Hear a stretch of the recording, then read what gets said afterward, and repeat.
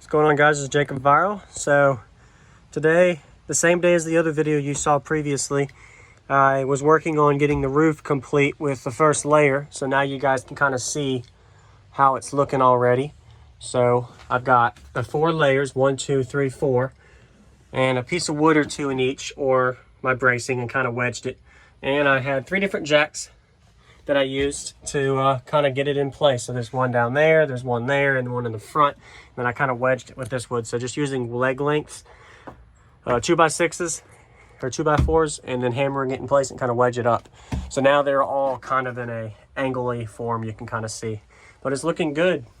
First layer is only 1/2 inch. So I did a 1/2 inch because you don't want it to be too thick. Because what happens is if you go to a 3/4 or 1 inch, it won't bow as easily without cutting into it to kind of make it curve slightly. So having it at 1/2 inch gives me a little bit of room to move, to kind of flow with the cabin. But first time doing it, I think it looks good so far. So of course, this is the first layer. So I'm going to be doing another layer after this, but I'm doing these video updates as I go so you guys can kind of learn the steps it takes to do this, because there's other guys, I'm sure, or girls or whoever, that are building that are like, I wonder how you do it. So I can show you this step series of videos I've done to work on this, so y'all can kind of see. So I'm going to get a closer look in here. Let me shut this. So another good thing is it's hot where I live in Savannah, so it's going to get really hot up there. So it should cure in about 10 to 12 hours. It cures a little faster when it's hot, but you can kind of see how everything kind of lines off. The wood is not perfect when it comes to the cuts or how much coverage it gets, but that's not what matters for the first layer or two. I'm saying and what I'm doing. It might be important for you, but for me, I'm just trying to get it to a point to where I have a contact point to be able to mount to. So I want to be able to get the next layer where I can screw it and also be able to not just screw, but glue it to. So I've already used, so somebody's going to ask how many Loctites I used already for this. So I bought 6 and I have 1 left. So that shows how many I've used. I've used 5 of these on the 4 for the roof. So I say if you want to do the roof, you're going to want, I would say, get at least 7 or 8 tubes. I was a little light for the first batch, the first 2, and then I went heavy on the last 2 pieces. But I would definitely say you would want probably at least 8 tubes, depending on the vehicle you're doing it with, but to get that first layer on. But it's looking really good. It's not braced the best, but definitely using a jack utilized helped a lot for me to get this to where it is. So that's a build update for this. I got a couple more build series updates as I go to get this roof where I want it. And the first layer is complete, 1/2 inch thick wood here.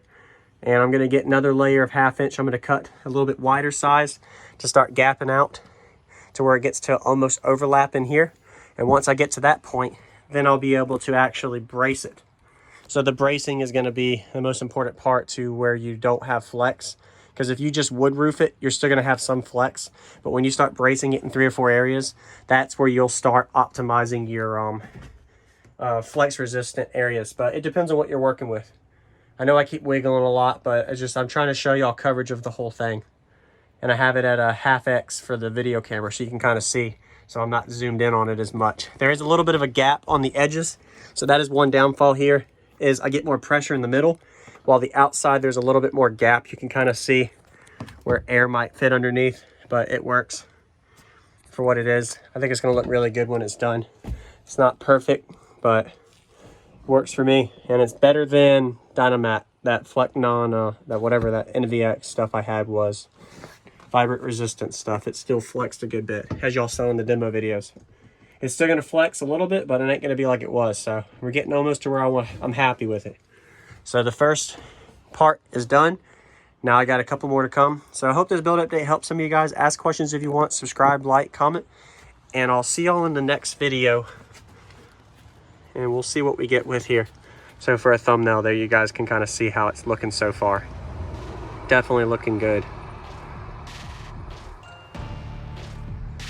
I'll see y'all in the next video.